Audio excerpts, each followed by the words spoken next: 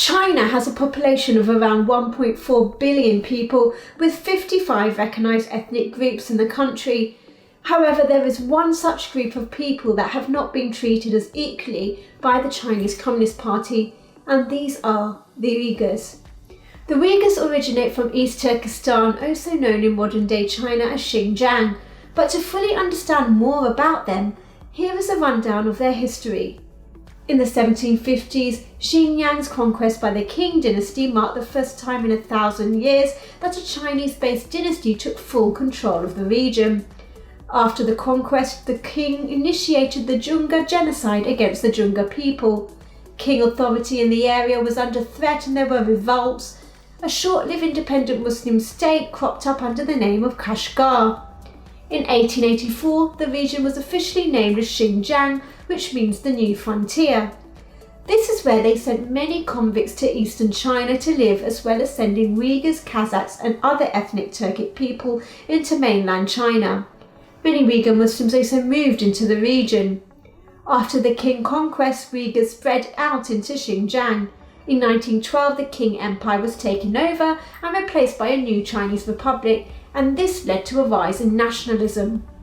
There were Uyghurs who supported the Chinese government and those who were against it at the time, but the Soviet Union armed many Uyghurs and succeeded in establishing the East Turkestan Republic, and this is the name given by Uyghurs, an East Turkic people. This is only a small part of what we now know as Xinjiang. The Uyghurs came under attack by government warlords in mainland China and were suppressed at that time.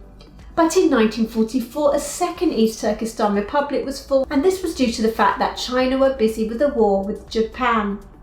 In 1945, Japan surrendered and the Communists won the war in 1949, which is when they turned their target to East Turkestan.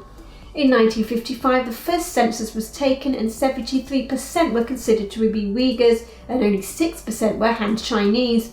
However, the Chinese Communist Party started their crackdown on Uyghurs and restricted the Uyghur language and repressed their rights to practice their religion. There was an enforced system where Han people were sent to Xinjiang to bring it more under the Chinese Communist Party regime and ensure that Uyghurs were less in population. Han people were given protection from the state, while Uyghurs were not treated equally and were not protected. In fact, they were targeted. In 1991, when the Soviet Union collapsed, nationalism and separatism began to expand as many ethnic groups developed their own nations, such as the Kazakhs and Uzbeks.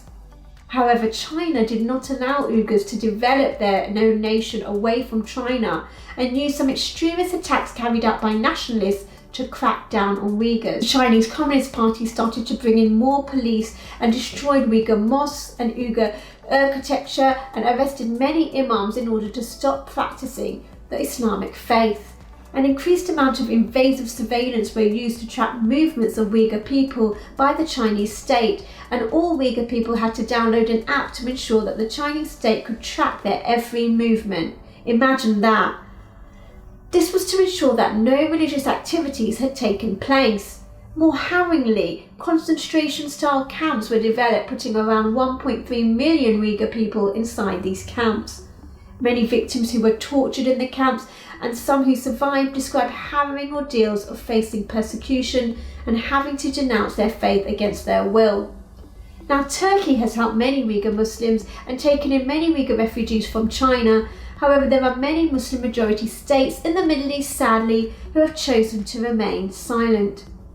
As a journalist, I have interviewed many Uyghurs who have been exiled and who desperately want to reunite with their loved ones, but are not even allowed to speak to them. For information on the Uyghurs, please check out organisations supporting them, such as the World Uyghur Congress and Uyghur Human Rights Project.